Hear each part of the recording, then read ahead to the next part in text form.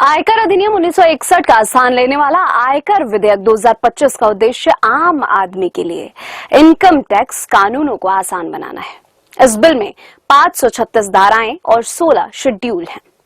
इससे टैक्स से जुड़े मुकदमे भी कम होने की उम्मीद है। इससे जुड़े बिल को पिछले हफ्ते कैबिनेट ने मंजूरी दी थी।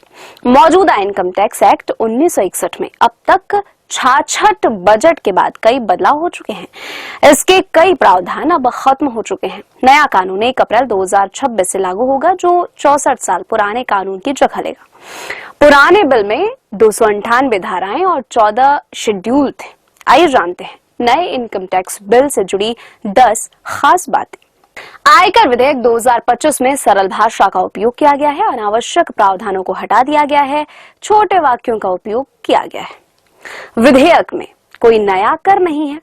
इसमें सिर्फ आयकर अधिनियम 1961 में प्रदत्त कर देयता प्रावधानों को एक साथ रखा गया है।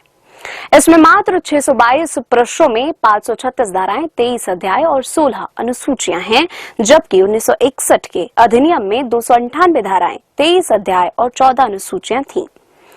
इनमें व्यक्तियों, हिंदू अविभाजित परिवार और अन्य के लिए पुरानी कर व्यवस्था और नई कर व्यवस्था दोनों शामिल है।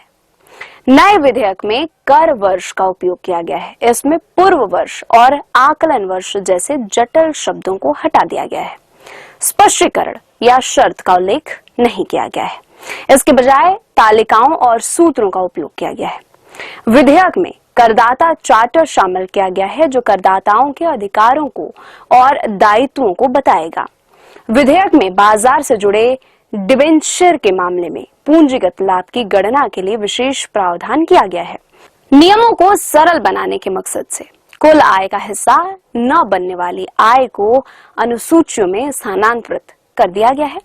वेतन से कटौतियां जैसे मानक कटौती, ग्रेजुटी, अवकाश न लेने के बाद नगद भुगतान आदि को अलग अलग अनुभागों नियमों में रखे जाने के बजाय एक ही स्थान पर सारणीबद्ध किया गया है।